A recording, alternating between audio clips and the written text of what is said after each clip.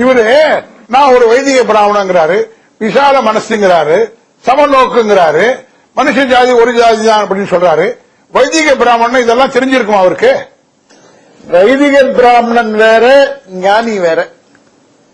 அவர் சொன்ன விஷயங்கள்லாம் ஞானிக்கு தெரிஞ்சிருக்கணும். ஆனா வைதிக பிராமணன் இதெல்லாம் படிச்சிருப்பாரு, தெரிஞ்சிருக்கும் இதெல்லாம் பத்தி.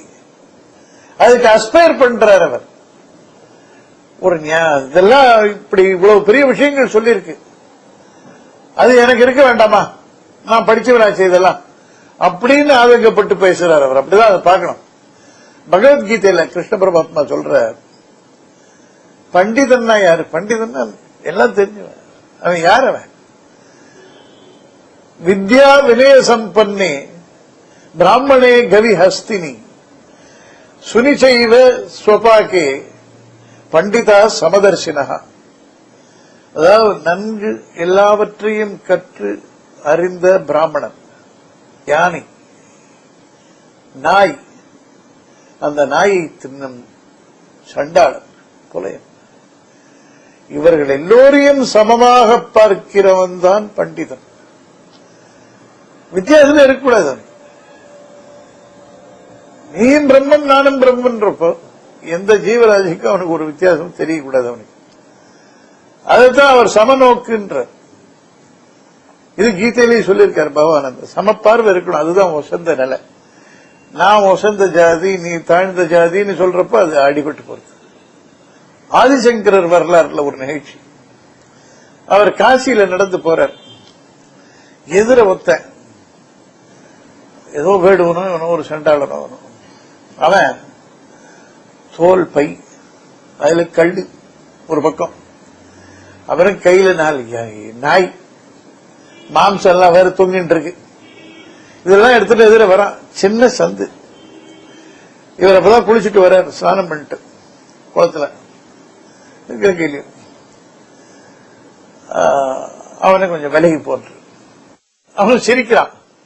சிரிச்சுட்டு கேட்கிறான், ஆதிசங்கரை பார்த்து, அந்த கல்லு நாய் எல்லாம் வச்சுட்டு இருக்கிறவன் மாம்சம் எல்லாம், யார விலகி போக சொல்ற?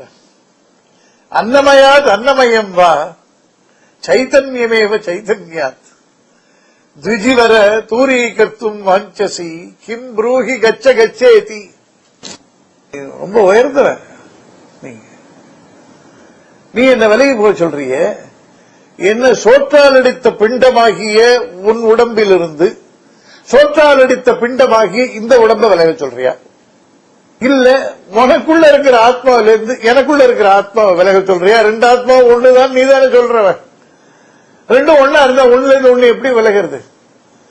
சோ ஆத்மான்னு பார்த்தா விலக முடியாது. சரீரம்னு பார்த்தா உன் சரீரத்திலையும் சரி என் சரீரமும் சரி மாம்சம், ரத்தம், மலம், மூத்திரம், அன்னமய கோஷம். இதுல என்னத்தை விலகிறது? எதுல இருந்து எதை விலகிறது? என்ன சொல்ற நீ? இவர் திகைக்கிறார். அவரை வேற துஜ வர அதாவது இருபுறப்பாளர்களில் சிறந்தோனே அப்படின்ற மாதிரி பெரியவரே அப்படின்னு கேட்கிறான். என்ன சொல்றேன்? கங்கை ஜலம் இருக்கு, எங்க சேரியில குட்டை இருக்கு, மேல சொல்லிட்டு போறான். ரெண்டுத்திலையும் சந்திரனுடைய பிம்பம் தெரியுது. வெவ்வேறியா? ஒன்னேவா? இந்த மாதிரி அவரை போட்டு அமுக்கிறான். பொன் குடத்துல அண்ட வெளித்து இருக்கு. காலி குடம்னா அதுல ஆகாயம் தான் அதுல இருக்கும், வேற ஒண்ணு இருக்காது. அதாவது ஒண்ணு இருக்காது, ஏர் தானே ஆகாயம். மண்குடத்திலயும் அதே தான். இது வேற, அதுல வேற இல்ல, உள்ளுக்குள்ள காலியில. அப்படி இருக்கும்போது இந்த ரெண்டும் சமம் தான் தெரியாம பேசுறீங்க நீ அப்படின்னு ஒண்ணு ஆடிப்படுறான்.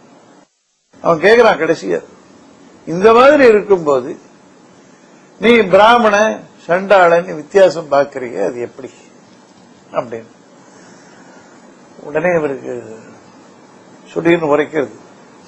அவர் சொல்றார், மனிஷா பஞ்சகம்னு ஒரு 5 ஸ்லோகம். மனிஷான்னா இது என்னுடைய தீர்மானம், உறுதி அப்படின்னு 5 ஸ்லோகம் சொல்றாரு. சொல்லி இவ்வளவு விஷயம் தெரிஞ்சவன், இவ்வளவு உணர்ந்திருக்கிறவன், எல்லாத்தையும் தெரிஞ்ச பிராமணனா இருந்தாலும் சரி சண்டாளனா இருந்தாலும் சரி அவன் தான் எனக்கு குரு. சண்டாளோஸ்து துஜோஸ்து குரு ரித்யேஷா மனிஷா பம. அதாவது சண்டாளனா இருந்தாலும் சரி, நல்ல படித்த பிராமணனா இருந்தாலும் சரி, அவன் குரு எனக்கு, இது என்னுடைய தீர்மானம் அப்படின்னு அவர் 5 ஸ்லோகம், ரொம்ப ஃபேமஸ் ஸ்லோகங்கள். இது ஏன் சங்கரருக்கே தேவைப்பட்டதா? அவருக்கு இதெல்லாம் தெரியாதா அப்படின்ற கேள்வி வரலாம். இந்த மாதிரி பெரிய மகான்களுக்கு நடக்கிற காரியங்கள் நம்மள மாதிரி சாதாரண ஆசாமிகள் புரிஞ்சுக்கிறதுக்காக அவங்க வழியா. ஏன்னா இவர் இந்த ஸ்லோகம் முடிஞ்ச உடனே, எல்லாம் சொல்லி முடிச்ச உடனே பரமேஸ்வரனை காட்சி அளிக்கிறாருங்க. அவன் தான் சிவன் தான் அந்த மாதிரி வந்தார்.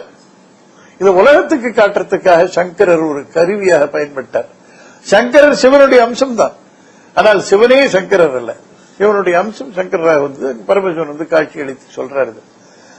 இப்படி இந்த நீங்க நம்ம இதிகாசங்கள், புராணங்கள், இந்த சங்கரர், ராமானுஜர், இந்த மாதிரி சரித்திரங்கள், வேதம், உபனிஷத்து எதை எடுத்துட்டாலும் மனுஷனுக்கு மனுஷன் வித்தியாசம் கிடையாதுன்றத அடிச்சு அடிச்சு திரும்பி திரும்பி சொல்லியிருக்காங்க.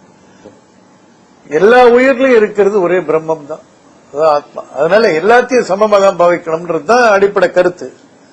தாய்மானவர் சொல்லியிருக்கார், எங்கெங்கு பார்த்தாலும் எவ்வுயிர்க்கும் அவ்வுயிராய் அங்கிருப்பது நீ என்றோ பராபரமே.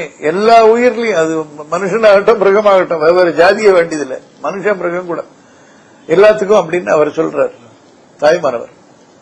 நீங்க இவர் வந்து நான் வைதிக பிராமணன், நான் அது தெரிஞ்சுக்க வேண்டாமா அப்படின்ற மாதிரி இவர் பேசுறாரு இல்லையா?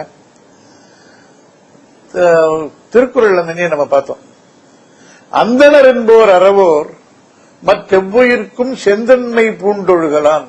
அதாவது அறவழியில நடக்கிறவன் அந்தணன். ஏன்னா எல்லா உயிர்களுக்கும் அவன் நன்மை செய்தவன், எல்லாத்துக்கும் நன்மை நினைக்கிறவன், அதுல வித்தியாசம் கிடையாது. சோ அந்த நிலையை பத்தி தான் அவர் இங்க பேசிட்டு இருக்காரு. இந்த வேம்பு சாஸ்திரிகள் எல்லாம் படிச்சவர், விஷயம் எல்லாம் தெரியும். அவர் பிராக்டிஸ்ல அப்படி பண்றாரா இல்லையான்னு இல்லை. இப்போ ஒரு அக்கேஷன் வந்திருக்கிறதுக்கு, அதனால சொல்லிக்கிறார். அவர் மற்றவர்களுக்கு சொல்றதை விட தனக்கு தானே சொல்லிக்கிறார். நீ இப்படி இருக்கலாம் அப்படின்றது அவர் சொல்லிக்கிறார் தனக்கு.